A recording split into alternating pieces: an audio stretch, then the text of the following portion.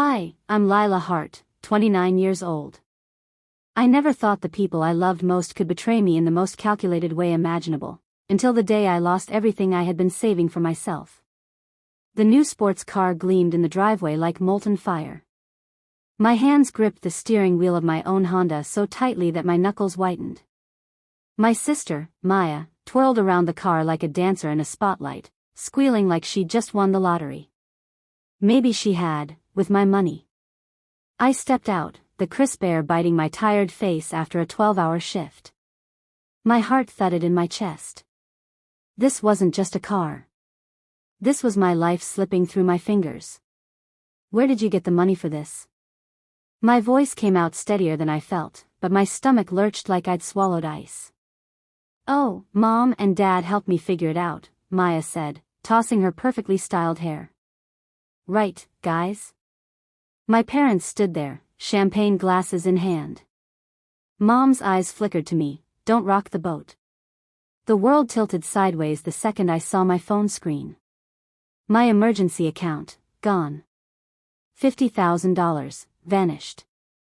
That money wasn't an emergency fund. That was my house down payment. Every careful calculation, every late night of extra work, gone. You can save it up again, Maya shrugged, glancing at me like I was the problem. Family comes first, right? I felt bile rise in my throat. Family comes first. Family doesn't steal your future. I pulled out my phone and showed her the remaining balance. $127. $127 left. My voice shook, though I tried to hide it. You drained my account. Without asking. Without telling me. Mom stepped forward, soft and pleading. Your sister needed reliable transportation, honey. I laughed. It came out hollow, sharp, and brittle. Interviews? For what? The 3 jobs she's quit this year?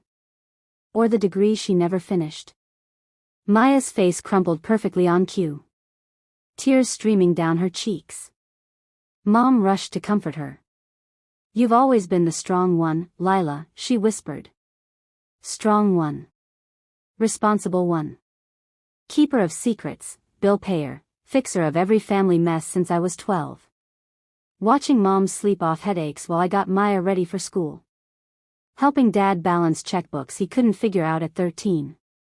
Sacrificing my first choice college because braces were needed for Maya. Always doing, never asking. Fine, I whispered, ice in my voice. I am the strong one. My mind raced. Every sleepless night, every sacrifice, every unfair expectation had led to this moment. And now, they were using my strength against me. I could feel the fury building, a coiled storm inside my chest.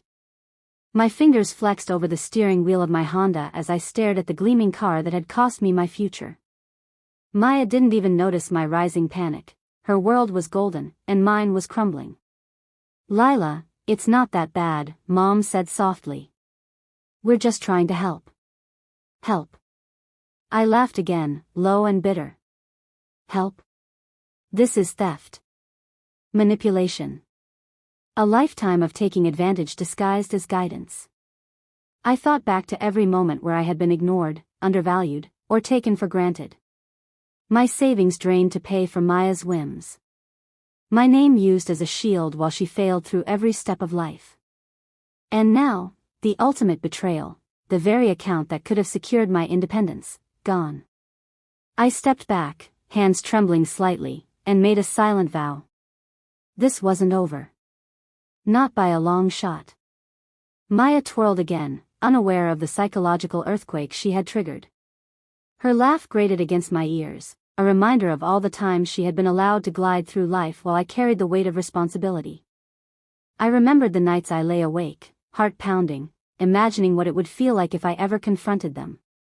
The fear, the shame, the guilt, but also the thrill of standing up, finally, for myself.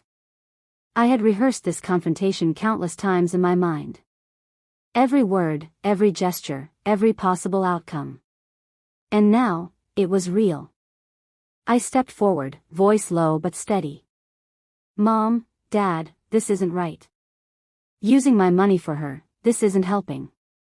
It's stealing. Mom's face tightened, Mom's gaze darted toward Dad, searching for support. But Dad looked away, uncomfortable, silent. The first crack in their armor. Maya froze mid-twirl. Jealous, she muttered. I felt a surge of something dark, something powerful. I wasn't jealous. I was angry. Angry at the manipulation, the constant underestimation, the exploitation of my hard work. And most of all, angry at the fact that I had let it happen for so long. I clutched my phone, opened the bank app, and stared at the numbers. My account, my life, my dreams, all of it within reach of a single, decisive action. I whispered to myself, voice trembling with resolve, it's time to show them what happens when they betray the strong one. The first night after the confrontation, I couldn't sleep. My apartment was silent, but my mind roared. Every sound, the hum of the refrigerator, the distant sirens, the occasional honk from the street below, felt amplified. My hands shook as I replayed the events over and over, each moment sharpening the sting of betrayal. Maya's laugh. Mom's pleading eyes. Dad's silence. Each memory stung like salt in an open wound. I sat at my kitchen table, staring at my phone, scrolling through my balance one more time. $127. A number that felt like an insult, a reminder of just how powerless I'd been. I poured myself a glass of wine, letting the red liquid shimmer in the dim lamplight, trying to steady my racing thoughts. What do I do now? My fingers drummed the countertop, restless. I knew I couldn't let this go. I also knew acting impulsively could backfire. The calls started first. My phone buzzed with notifications, Mom, Dad, Maya. Each one more desperate than the last. I ignored them. I couldn't let my anger override my strategy. Not yet. I remembered the sacrifices I had made over the years, staying up late to finish Maya's school projects, covering Dad's credit card payments, keeping our family afloat while they slept peacefully. Every sacrifice, every sleepless night, every ounce of my strength, exploited. I let out a long, trembling breath. They've underestimated me for too long. The next morning, I called Evan, my closest friend and confidant, someone who understood my obsession with control and order. Lila, he said, voice calm but concerned. You have to be careful. They're panicking. They'll try to manipulate you again. I know, I replied, my voice tight. But they need to feel consequences. They need to understand that my life isn't theirs to manipulate. Evan paused. You're sure you want to do this? I hesitated. The truth was, part of me still feared confrontation. But another part, stronger, angrier, knew that this was long overdue. Yes, I said finally. I need them to learn the cost of betrayal. Days passed, and the tension escalated. Mom tried to reach me, sending desperate texts about family emergencies.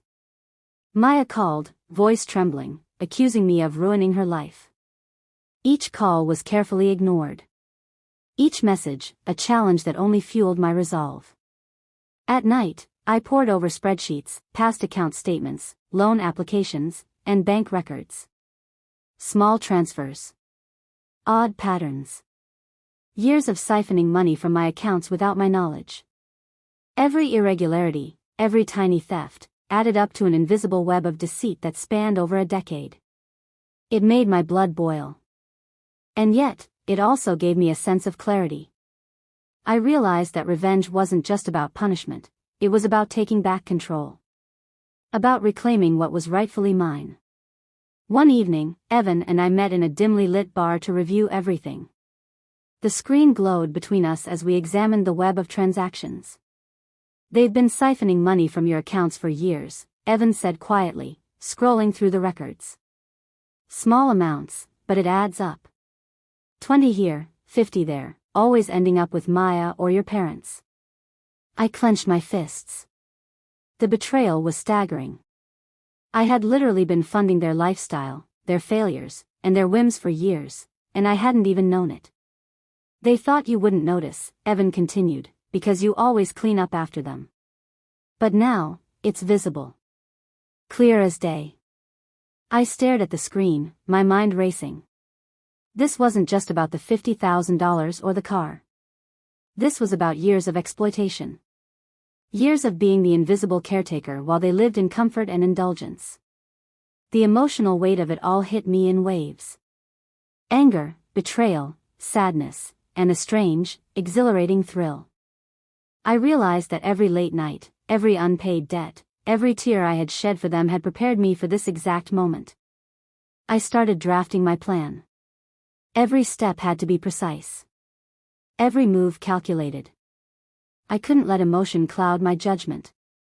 The bank accounts, the loans, the credit lines, even the car, everything had to be handled in a way that would maximize accountability. And yet, doubt lingered. Could I really do it? Could I truly cut ties and force them to face the consequences of their actions? My hands trembled as I opened another bank statement. The evidence was there, undeniable. I could do this. I had to. The next day, I received a frantic text from Maya. Lila, please. Mom's crying. Dad's panicking. I didn't reply. My thumb hovered over the phone for a moment before sliding away. Not yet. They need to feel this.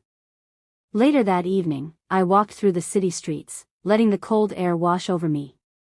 I imagined the look on their faces when the reality of their actions hit. I imagined the phone calls, the panic, the scrambling to fix something they had broken. And for the first time in years, I felt a surge of pure power. Not power over them, but over my own life.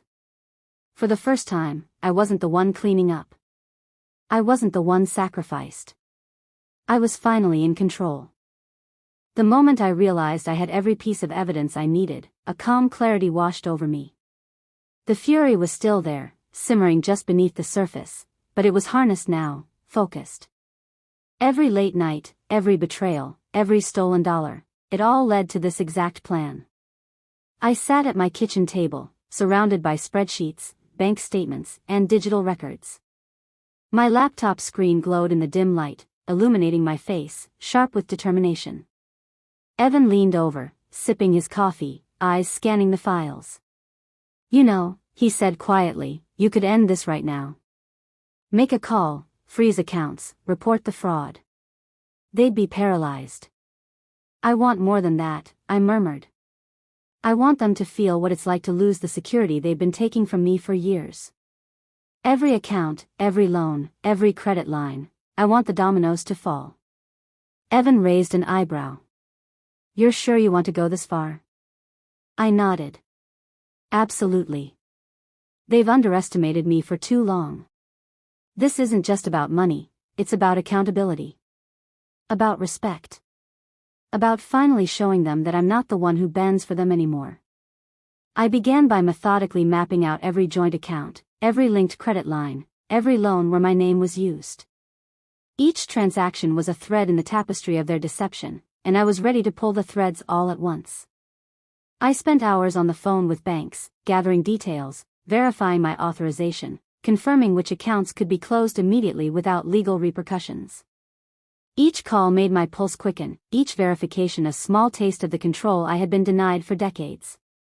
Then came the car. Maya's red sports car gleamed in my mind, a symbol of her audacity and my stolen money. I didn't have to do anything yet, the accounts alone would shake their world. But when the time came, every indulgence she had funded at my expense would be put in jeopardy. Late at night, I reviewed every text, every call, every frantic attempt they made to manipulate me. They didn't just steal my money, they tried to steal my sense of self. They believed they could guilt me, charm me, intimidate me back into compliance. But I was done. I realized the thrill wasn't just in executing the plan, it was in knowing I could. The sleepless nights, the sacrifices, the emotional labor, all had prepared me for this moment. For the first time in my life, I was the predator, and they were about to become prey. I called Evan again. We need to time this perfectly. Everything needs to cascade simultaneously, accounts, credit lines, loans. If one piece falters, the effect is muted. He nodded. We'll start with the linked accounts. That alone will create immediate panic. I smiled, a cold, satisfied smile. And then the rest, they won't know what hit them. Years of manipulation will come crashing down in hours. I spent the next few days observing. I didn't contact them. I didn't reply to frantic texts or calls. Instead, I watched. Mom sent desperate voice messages. Dad's emails became increasingly frantic, always polite, always trying to rationalize. Maya called, pleaded, threatened, anything to manipulate me. And I did nothing. The restraint was intoxicating. Each ignored message, each unanswered call, amplified my anticipation. I imagined the moment their carefully constructed illusions would shatter. I also had to prepare for potential backlash. There was a chance they would attempt legal retaliation or claim misunderstanding. I meticulously documented everything: bank statements, recorded calls, copies of fraudulent loan applications, proof of forged signatures. Even Eliza, my best friend and realtor, helped me build a comprehensive evidence archive. If they try to fight this, they'll be crushed, she said. Her confidence mirrored my own growing resolve. Then came the day of action. The accounts were ready. The loans were ready. I had calculated every timing window, every processing period. Evan and I double-checked everything, our fingers flying over keyboards. Are you sure about this? He asked, eyes meeting mine. Yes, I said. This is justice. This is accountability. This is reclaiming my life. I made the first move, closing my accounts, triggering alerts across every linked account. Within minutes, notices began pinging to Mom, Dad, and Maya. Each transaction reversed, each balance frozen, each loan flagged. And the panic began. My phone buzzed incessantly. Texts, calls, notifications. Maya, Lila, please. You don't understand. Mom, this is a mistake, honey. We can fix this. I didn't respond. I sipped my coffee, feeling a surge of triumph. The floodgates had opened. For the first time, I wasn't the one running, pleading, or cleaning up. I was watching them face the consequences of their choices. Evan leaned back, shaking his head in awe. You're doing it. They're going to feel every ounce of the impact. I nodded. And they deserve it. Every second, every dollar, every tear I've shed on their behalf, they deserve to feel the weight of it. The first domino had fallen, but this was only the beginning. The morning sunlight streamed into my apartment, but I hardly noticed. My focus was on the phone, the laptop, the dashboard of notifications blinking urgently. Every alert was a drumbeat of impending chaos. My plan was in motion. Maya's texts arrived first. Lila, please. The car, the accounts, we can fix this. I ignored them. I sipped my coffee, the warmth grounding me. For years, they had thrived on my compliance. Now, they would learn the sting of consequences. Evan and I watched as the first effects rolled in. The bank called, they were processing freezes, reversing transactions, flagging loans. Each alert triggered a ripple effect across every linked account. Mom's and Dad's meticulously curated sense of control began to crumble. By mid-morning, the first phone call from the bank reached my parents. Dad's voice trembled as he tried to argue with the representative. Mom's eyes widened as she realized the gravity of the situation. Meanwhile, Maya sat in the driveway, her red sports car immobilized by an unpaid loan notice and an imminent repo alert. I watched it all unfold on my laptop, a mixture of cold satisfaction and disbelief washing over me. Years of betrayal, of exploitation, of constant sacrifice, it all culminated in this moment. Then came the texts from Maya, "This isn't fair. I didn't do anything wrong." I couldn't help but smirk. Fair? I whispered to myself. This isn't about fair. It's about accountability. I documented every step meticulously. Screenshots, timestamps, audio recordings of frantic calls. Every interaction, every frantic plea, became evidence for the authorities. I knew that this time, there would be no manipulation, no excuses, no escaping the consequences. Detective Ramirez had been patient, waiting until all the evidence was consolidated. When I handed her the files, her eyes widened.